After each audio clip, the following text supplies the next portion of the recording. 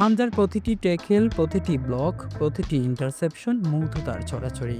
ভারত বনাম বাংলাদেশের ম্যাচের সবচেয়ে উজ্জ্বল তারকা ছিলেন হামজা চৌধুরী।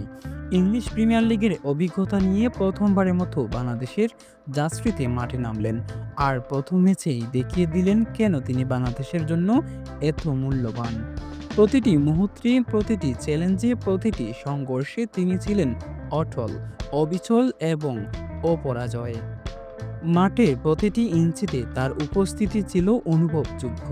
প্রতিটি ট্যাকেল ছিল নিখুঁত, প্রতিটি ব্লক ছিল অনবদ্য, আর প্রতিটি ইন্টারসেপশন ছিল যেন রক্ষণের এক অনন্য নিদর্শন। বাংলাদেশ দলের জন্য তিনি যেন রক্ষণের এক নির্ভরযোগ্য প্রহরী, প্রতিপক্ষের আক্রমণ ভেস্তে দিতে সদা প্রস্তুত। 90 মিনিট জুড়ে তার নিবেদন আর আত্মনিয়োগ ছিল চোখে পড়ার মতো। বাংলাদেশের ফুটবলে এক নতুন যুগের সূচনা হলো কি? হামজা চৌধুরী সেই সম্ভাবনার প্রতীক হয়ে উঠলেন। তার পারফরমেন্স শুধু দলের আত্মবিশ্বাস বাড়ায়নি, বরং পুরো দেশের ফুটবল প্রেমীদের হৃদয়ে এক নতুন আশার সঞ্চার করেছে। আগামীর দিনগুলোতে লাল সবুজের জার্সিতে তার আরও দুর্দান্ত পারফরমেন্স দেখার অপেক্ষায় রইল পুরো বাংলাদেশ। এদিন একাধিক সুযোগ পেয়েও বাংলাদেশ গোল করতে পারেনি। প্রসঙ্গত প্রশ্ন আসবে এখন, গ্রুপে কে কোথায় দাঁড়িয়ে আছে?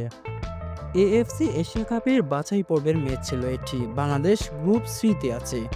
প্রসঙ্গত এই গ্রুপে এদিন সিঙ্গাপুর বনাম হংকং এর অন্য ম্যাচটিও গোলশূন্য ড্র হয়েছে। ফলে গ্রুপের 4টি টিমের পয়েন্ট এখন সমান। গ্রুপ থেকে একটি মাত্র দল চূড়ান্ত পর্বে যেতে পারবে। ফলে এদিনের ম্যাচটা ভারত ও বাংলাদেশ দুই দলই প্রবলভাবে জিততে চেয়েছিল, কিন্তু গোলের মুখ খোলার ব্যর্থতায় শেষ পর্যন্ত 3 পয়েন্ট তুলতে পারল না কোনো দলই। তবে আজকের ম্যাচ জেতার জন্য বাংলাদেশ পুরোপুরি প্রস্তুত ছিল। বাংলাদেশ যে কয়টা গোল মিস করেছে, আসলেই এটা কাম্য নয়। একই দিনে সি গ্রুপের 2টি ম্যাচ অনুষ্ঠিত হয়েছে, বাংলাদেশ বনাম ইন্ডিয়া আর হংকং বনাম সিঙ্গাপুর। সেখানে বাংলাদেশ ইন্ডিয়া গোলশূন্য ড্র করেছে এবং হংকং সিঙ্গাপুর গোলশূন্য ড্র করেছে। এখন পয়েন্ট টেবিলে বাংলাদেশ 1 নম্বরে আছে এবং হংকং 2, ইন্ডিয়া 3 এবং 4 নম্বর সিঙ্গাপুর। এখান থেকে বাংলাদেশকে কমপক্ষে 3 থেকে 4টা ম্যাচ যদি বাংলাদেশ জিতে, অর্থাৎ এখান থেকে যদি বাংলাদেশ চ্যাম্পিয়ন্স হয়, তবে বাংলাদেশের সামনে সুযোগ আসবে এএফসি এশিয়া কাপ 2027 সালের মূল পর্বে খেলার। হামজা তার অভিষেক ম্যাচ প্রার্থনা দিয়ে শুরু করলেন। ঠিক 10 সেকেন্ড পর বাংলাদেশ একটি সহজ গোল মিস করে। কিক অফ থেকে হামজা চৌধুরীর কাছে বল পাঠানো হয় এবং হামজা চৌধুরী লং একটা পাস দেন।